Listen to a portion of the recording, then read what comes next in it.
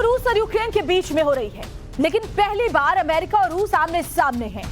Black सी में America का सबसे महंगा, सबसे ताकतवर और सबसे एडवांस ड्रोन डूब गया, जिसके लिए अमेरिका रूस को जिम्मेदार बता रहा है। कहा जा रहा है कि रूस ने मार गिराया। ऐसा क्यों हुआ? इसका मूल कारण है क्रीमिया, क्योंकि साल 2014 में रूस ने क्रीमिया पर कब्जा कर लिया था, हमला करके क्रीमिया को अपना हिस्सा बना लिया था। लेकिन अमेरिका ने रूस के इस फैसले को आज तक मान्यता नहीं दी है। अमेरिका ने क्रीमिया को रूस का हिस्सा नहीं माना और क्रीमिया के इलाके में अमेरिका अपना ड्रोन उड़ा रहा था। लेकिन रूस क्योंकि क्रीमिया को अपना मानता है, तो रूस ने अमेरिका के ड्रोन को अपनी सीमा में बताया और ड्रोन को घेर लिया। ड्रोन ब्लैक सी में गिर गया और यहां से अमेरिका रूस के बीच पहली बार मिलिट्री एस्केलेशन हो गया। दोनों तरफ से बयानबाजी का दौर चल रहा है, लेकिन इन सब के बीच जो सवाल है वो ये कि क्या इन सब के बाद रूस से ड्रोन का बदला लेगा अमेरिका? सबसे ताकतवर ड्रोन अमेरिका का डूबा है यहां पर। क्या रूस यूएस के बीच अब जंग का खतरा बढ़ता हुआ दिखाई दे रहा है? सवाल तो ये भी है कि क्या रूस के फाइटर्स पर अटैक की तैयारी कर रहा है यूएस, यानी क्या रिटेलिएशन यूएस की तरफ से किया जाएगा? और सवाल ये भी कि क्या ब्लैक सी में ही होगा अब तीसरा विश्व युद्ध? क्या ब्लैक सी अब आधार बनेगा? वही सवाल ये भी है कि क्या क्रीमिया बनेगा तीसरे विश्व युद्ध का कारण, क्योंकि अमेरिका ये नहीं मानता कि वो रूस का हिस्सा है, वही रूस का ये मानना है कि क्रीमिया को वो खुद में मिला चुका है। इस बीच जो बड़ी खबर है वो आपको बताएं, कोल्ड वॉर के बाद रूस यूएस में जबरदस्त टेंशन। अमेरिका में रूस से बदला लेने की मांग। अमेरिकी सेनेटर ने कहा रूस के फाइटर गिराओ। तो देखिए कैसे दोनों ही देशों के जो अब सेनेटर्स हैं वो इस तरह की भाषा का इस्तेमाल कर रहे हैं, क्योंकि नाराजगी अमेरिका में भी है तो गुस्सा रूस में भी है। सेनेटर का ये कहना है कि रूस के फाइटर जेट्स पर अटैक किए जाए, रूस को यानी मुंह तोड़ जवाब दिया जाए। जो कुछ किया गया रूस की तरफ से ब्लैक सी में, उसके बाद अब ये तनाव अमेरिका और रूस के बीच बढ़ता हुआ दिखाई दे रहा है। तो देखिए अमेरिका और रूस के टकराव को तीसरे विश्व युद्ध की शुरुआत कहा जा रहा है। ऐसा क्यों है? चलिए आपको और बेहतर तरीके से हम समझा देते हैं। दरअसल सवाल सबसे बड़ा जो उठ खड़ा हुआ है इसके बाद कि पहली बार रूस और यूएस में सीधी सैन्य टक्कर हुई है कोल्ड वॉर के बाद से। आमने सामने वो कभी नहीं आए थे।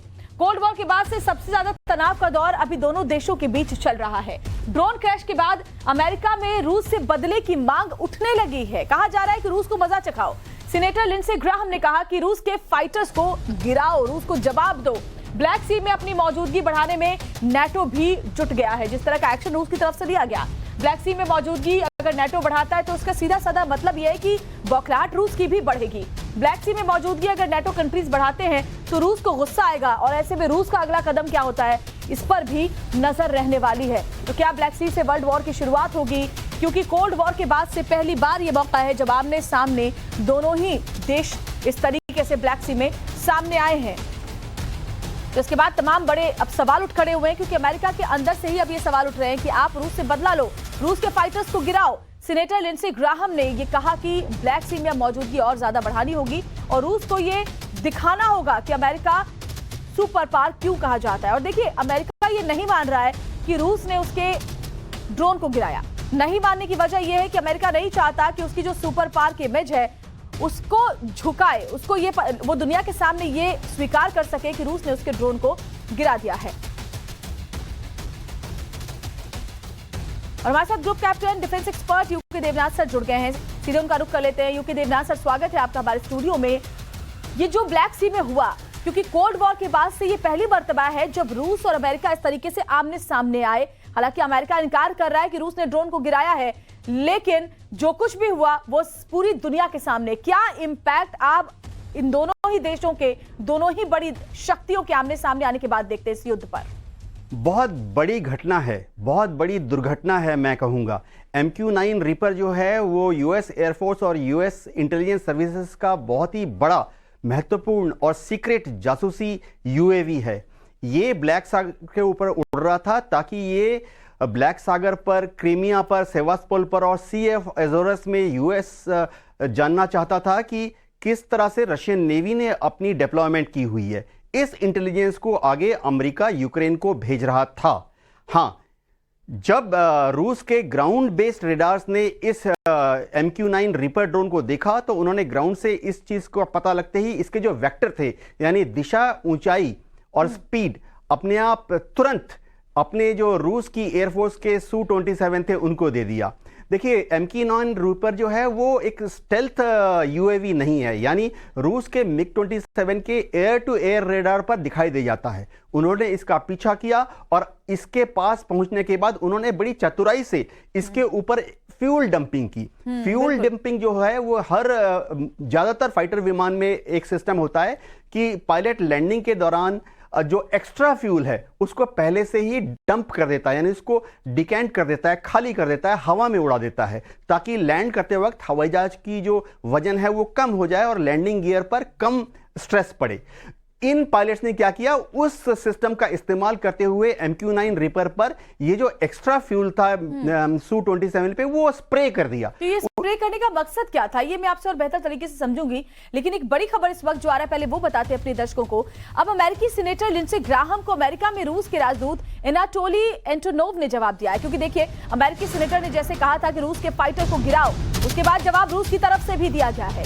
रूस के राजदूत ने पलटवार किया, अमेरिकी सीनेटर की बयानबाजी भड़काऊ है, एंटोनोव कह रहे हैं। रूस यूएस में क्या युद्ध कराना चाहते हैं सीनेटर, ये भी रूस की तरफ से कहा गया है, क्योंकि इसका साफ साफ मतलब ये है कि अगर आप ऐसा करते हैं तो रूस भी चुप नहीं बैठेगा, और ऐसे में क्या होगा, दोनों ही महाशक्तियां टकराएंगी और उसका खामियाजा पूरी दुनिया को भुगतना पड़ेगा। तो अमेरिकी सीनेटर की बयानबाजी का जवाब अब रूस की तरफ से दिया गया और साफ साफ पूछा गया है कि क्या रूस और यूएस में युद्ध कराना चाहते हैं सीनेटर। अमेरिकी सीनेटर ने कहा था कि रूस के फाइटर को गिराओ, ऐसे चुप नहीं बैठेंगे, और उसी का जवाब रूस की तरफ से दिया गया है।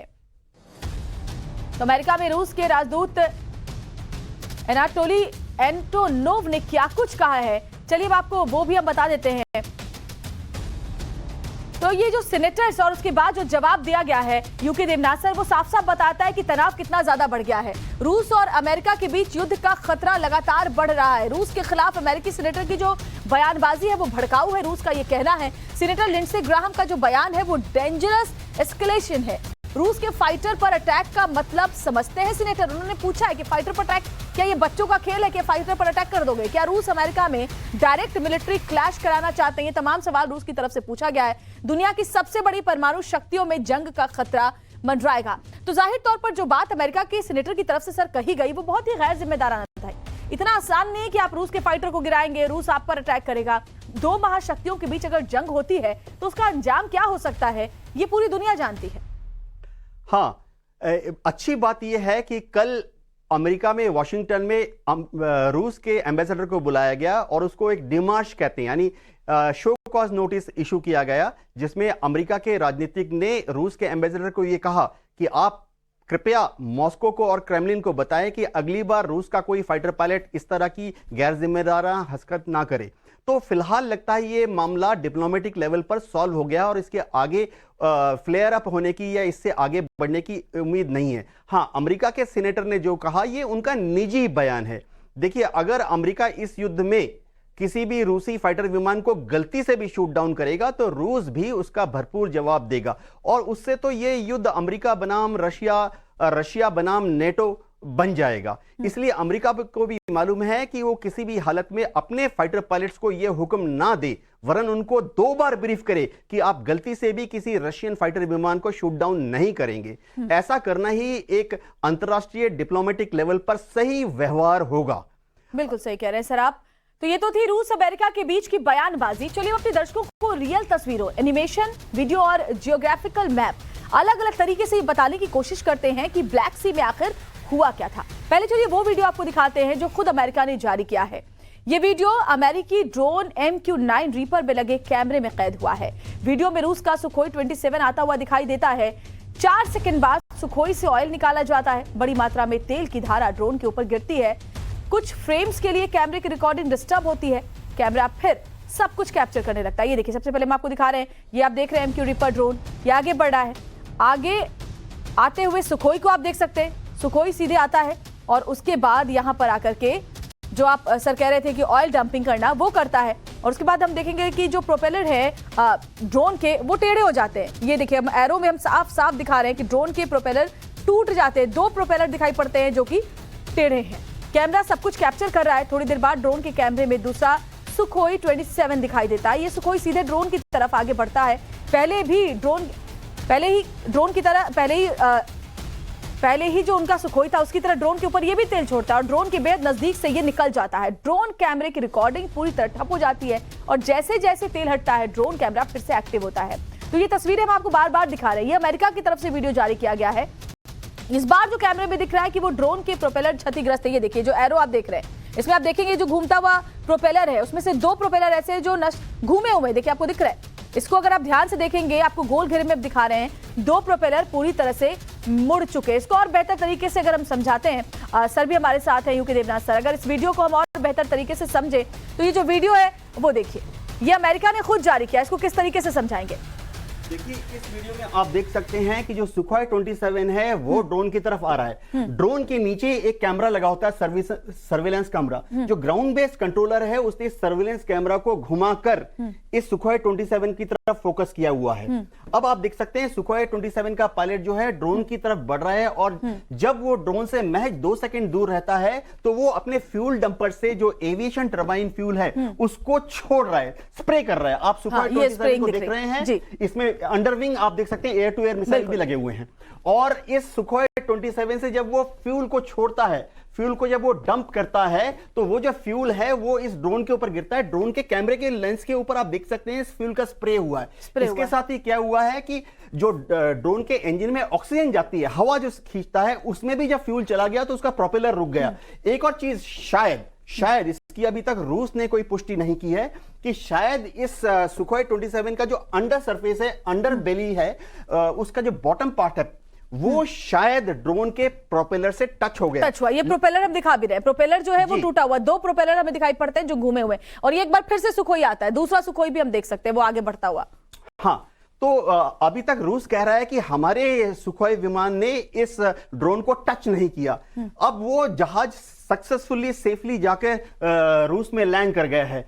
अगर जांच होगी तो बाद में कहीं से जासूस बताएंगे कि ये सुखोई, हाँ, इसमें आप देख सकते हैं कि ड्रोन की तरफ ये सुखोई 27 बढ़ रहा है। जो प्रोपेलर है जो कि घूम रहा था वो टेढ़ा हो जाता है और प्रोपेलर टेढ़ा होने के साथ ही वो रुक जाता है, यानी इंजन भी रुक गया है। देखिए इसके कई वजह भी हो सकते हैं। जो प्रोपेलर होता है ड्रोन का वो हवा काटने के लिए बनाया जाता है। उसमें अगर ATF एविएशन टर्बाइन फ्यूल गिरे तो उसका जरा डिसबैलेंसिंग हो जाता है, शायद उसकी वजह से भी ये टेढ़ा हो। लेकिन हाँ, ये ऑयल डंपिंग का क्या मकसद होता है सर? हाँ, क्या होता है कि जब फाइटर विमान जब टेक ऑफ करता है तो उसमें काफी सारा फ्यूल डाला जाता है। एक फाइटर विमान टेक ऑफ करते वक्त जरूरत के मुताबिक 4000 लीटर, 8000 लीटर, 12000 लीटर फ्यूल लेके जाता है।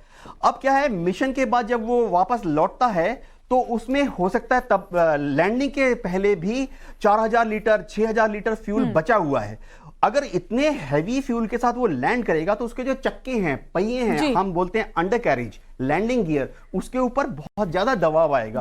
और ये 2 तस्वीरें हम दिखा रहे हैं अपने दर्शकों को। ये 2 तस्वीरें जो है, वो जो पहली तस्वीर है उसमें आप देख सकते हैं कैसे रूस के अटैक से पहले की तस्वीर है और दूसरी तस्वीर जो है वो रूस के अटैक के बाद की तस्वीर है। ये साफ साफ अंतर दिखाती है सर। अगर इन 2 तस्वीरों को हम देखें, यहाँ पे प्रोपेलर बिल्कुल ठीक है जो अटैक से पहले ड्रोन के, और वहां पर दिखाएं सर आप। हाँ, आप देख सकते हैं जो प्रोपेलर है वो टेढ़ा हो गया है। शायद मैं सिर्फ अभी अंदाजा लगा रहा हूं कि रशियन जो विमान था उसका जो अंडर सरफेस था उसने इस प्रोपेलर को टच किया। हाँ। लेकिन ये जरूरी नहीं है। ऐसा कई बार होता है जब एक हवाई जहाज बारिश से गुजरता है जी, ऐसा हो सकता है क्योंकि पानी जब हिट करती है प्रोपेलर को, प्रोपेलर डिसबैलेंस हो जाता है, उसकी जो डायनामिक इंस्टेबिलिटी है वो बढ़ जाती है। इसी तरह से कई बार बर्फ गिरती है, हवाई जहाज अगर बर्फ के अंदर से गुजरे, आसमान से गिरती हुई बर्फ, तो ऐसा देखा गया है।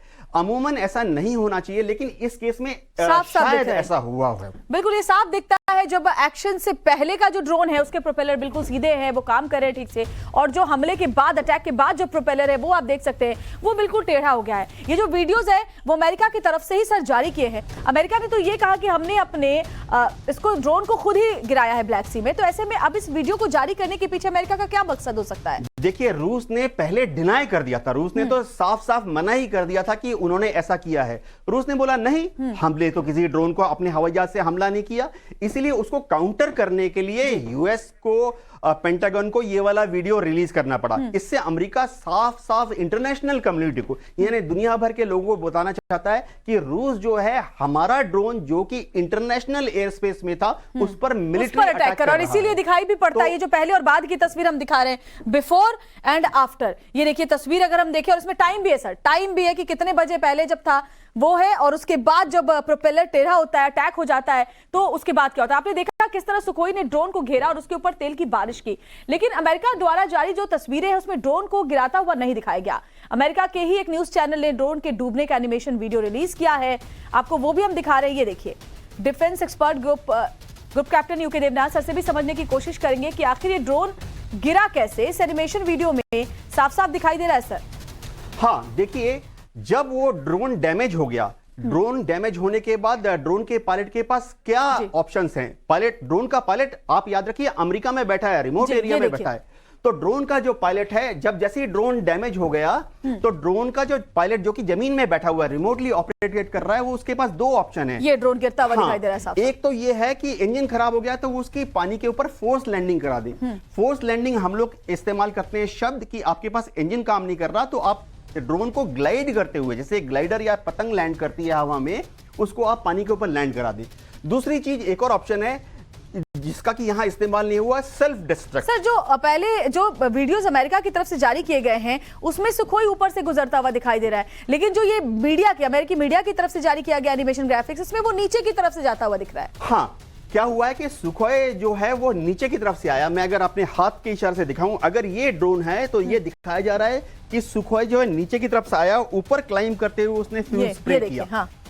और ये जो वीडियो है, क्या होता है कि जैसे ही सुखोई ने अपना फ्यूल स्प्रे किया तो शायद ये तो एनिमेशन है। आमतौर पे क्या करते हैं सब पायलट जब ऐसे उड़ते हैं तो उनको मालूम है कि शायद ये ड्रोन अब एक्सप्लोड हो जाए, तो सभी फाइटर पायलट फायर करने के बाद, चाहे वो air to air machine gun हो, चाहे वो एयर टू एयर मिसाइल हो, या इस केस में फ्यूल ड्रॉप किया, क्योंकि हो सकता है ये ड्रोन जो है अनबैलेंस होकर फट जाए, तो वो उस एक मैनूवर करते हैं ब्रेक अवे, यानी ऐसे मुड़कर वो दूर चले जाते हैं। बिल्कुल, और इस एनिमेशन के जरिए दिखाने की कोशिश भी करें। अब चलिए सर, तो और बेहतर तरीके से अपने दर्शकों को अगर हम समझाते हैं तो मैप के जरिए बताने की कोशिश करते हैं, उस लोकेशन को दिखाते हैं जहां ये ड्रोन गिरा, क्योंकि ब्लैक सी कितना इंपॉर्टेंट है वो भी हम समझते हैं। और ये देखिए, ड्रोन के शिकार की जो टाइमलाइन है पहले वो बताते हैं। सुबह 6 बजे क्रीमिया से 75 किलोमीटर दूर जो है ड्रोन इंटरसेप्ट किया जाता है। उसके बाद क्या होता है, रूस के सुखोई 27 ने 40 मिनट तक घेरा इसको, और रूस के सुखोई ने 19 बार ड्रोन के चक्कर लगाए। 7 बजे के बाद सुखोई ने ड्रोन में टक्कर मारी। 7:20 से 7:30 के बीच ड्रोन ब्लैक सी में डूब गया। और अगर हम आपको टाइमलाइन के अलावा इस पूरे मैप को भी समझाना चाहें तो आप समझेंगे कि कैसे कैसे जो पूरा सिलसिलेवार तरीके से इस ड्रोन के ब्लैक सी में जाने तक, शुरुआत से लेकर जब वो इंटरसेप्ट होता है और उसके बाद जब ये ब्लैक सी में समाता है, तब तक क्या से क्या हुआ वो सब कुछ हम आपको दिखा रहे हैं। सुबह 6 बजे क्रीमिया से 75 किलोमीटर दूर ड्रोन को इंटरसेप्ट किया जाता है। उसके बाद क्या होता है, उसके बाद रूस के सुखोई 27 ने 40 मिनट तक ड्रोन को घेर दिया। उस ब्लैक सी के आसमान पर ड्रोन को घेरा जाता है। 7 बजे के बाद सुखोई ने ड्रोन में टक्कर मारी। सर, ये जो पूरा हम टाइमलाइन दिखा रहे हैं और साथ ही जो मैप हम दिखा रहे हैं, ब्लैक सी के बारे में भी थोड़ा समझाएं, उस पर्टिकुलर उस जगह के बारे में बताएं जहां पर ये ड्रोन समाया। हाँ, अगर आप नक्शे की तरफ देखेंगे तो आप देखेंगे कि ब्लैक सी जो है उसके बीच में आप उत्तर की तरफ देखेंगे क्रीमिया है, और क्रीमिया से लगते हुए ही आप देखेंगे कि एक तरफ रूस पड़ता है, सी ऑफ एजोरस पड़ता है।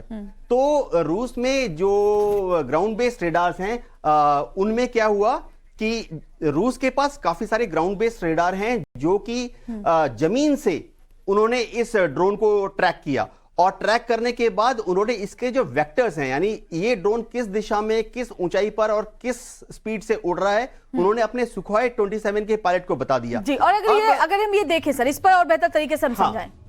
देखिए, ये हो गया यूक्रेन, ये हो गया क्रीमिया, और ये हो गया ब्लैक सी, और यहां पर रूस है। तो रूस ने यहां पर और समुद्र के पास अपने ग्राउंड बेस्ड रेडार लगाए हैं। ये रेडार यहां घूमते ब्लैक सी के ऊपर, अगर कोई यूएस एयरक्राफ्ट या यूएस ड्रोन घूम रहा है ब्लैक सी के ऊपर, ये तो वो सीधे से इंटरसेप्ट कर लेगा। उसके बाद क्या है कि रूस के मिग 27 समझिए यहां पर है, ये मिग 27 को वेक्टर करता है कि आप टेक ऑफ कीजिए इस दिशा में, यहाँ फाइटर पर पायलट मान लीजिए वो जो उसका ड्रोन था वो इसी एरिया के आसमान पर तो उड़ा है, वो ब्लैक सी जो MiG-27 यहाँ पर को है वेक्टर करता यूक्रेन के है। ठीक नीचे। यहाँ पर वो MiG-27 को वेक्टर करता है। वेक्टर का मतलब वो उसको बताता है कि आप इस दिशा में जाइए, इस ऊंचाई पे जाइए। यहाँ पे समझिए वो ड्रोन उड़ रहा है, तो यहाँ आते आते जो Su-27 का पायलट है वो अपना रेडार ऑन कर लेता है, air to air radar on कर लेता है और अपने एयर टू एयर रेडार पर वो इस ड्रोन को पकड़ लेता है। उसके बाद पायलट के सामने जो स्कोप है उसमें उसको विजुअल्स नजर आ जाते हैं और वो जरूरत के मुताबिक उस पर हमला करता है। आमतौर पे सब फाइटर पायलट्स को टेक ऑफ के पहले लेकिन सर अगर हम इस मैप को समझे तो यहाँ पर क्रीमिया है जिसको साल 2014 में हमला करके रूस ने खुद में मिला लिया, लेकिन अमेरिका तो मानता नहीं ना कि ये रूस का हिस्सा है। तो अमेरिका तो ये कह रहा है कि ये हमने तो कोई नियम के विरुद्ध काम किया ही नहीं। देखिए ये तो डिप्लोमेटीज बोलते हैं, यानी दोनों तरफ के जो राजनयिक हैं वो आपस में रूल्स रेगुलेशंस को अपनी तरफ से इंटरप्रेट करेंगे। लेकिन हाँ, इसमें कोई शक नहीं है कि क्रीमिया पे अभी डिफेक्टो कंट्रोल रूस का 2014 से है। तो रूस बोलता है कि हमारी बाउंड्री यहां तक है और हमारा जो एयर डिफेंस आइडेंटिफिकेशन जोन है वो आमतौर पे समुद्र में 12 नॉटिकल माइल तक एक्सटेंड करता है। तो रूस जो है अपनी एयर डिफेंस आइडेंटिफिकेशन जोन को इस लाइन से शुरू करेगा और 12 नॉटिकल माइल। इसके बाद काफी देश हैं वो प्राइवेटली बोलते हैं कि और भी 200 किलोमीटर तक हमारा एक्सक्लूसिव एयर स्पेस है और एक्सक्लूसिव इकोनॉमिक जोन है, इसमें अगर कोई आएगा तो हम उसको शूट डाउन करेंगे। इस तरह का नोटेम दुनिया के सारे देश इशू करते रहते हैं। ये जरूरी नहीं कि दुश्मन देश इससे बाध्य हो। दुश्मन देश को मालूम है कि हम अगर रूस के एयर डिफेंस आइडेंटिफिकेशन जोन में घुसेंगे तो वो हमें आइडेंटिफाई करेगा और अगर हमने, यानी इस केस में यूएस ड्रोन एक होस्टाइल एक्ट कर रहा था, जासूसी बहुत ही अच्छी तरीके से सर आपने इस मैप को समझाया, इसकी इंपॉर्टेंस को बताया। बहुत बहुत शुक्रिया आपका इस तमाम जानकारी के लिए और इस मैप को इतने अच्छे तरीके से समझाने के लिए। लेकिन इस बीच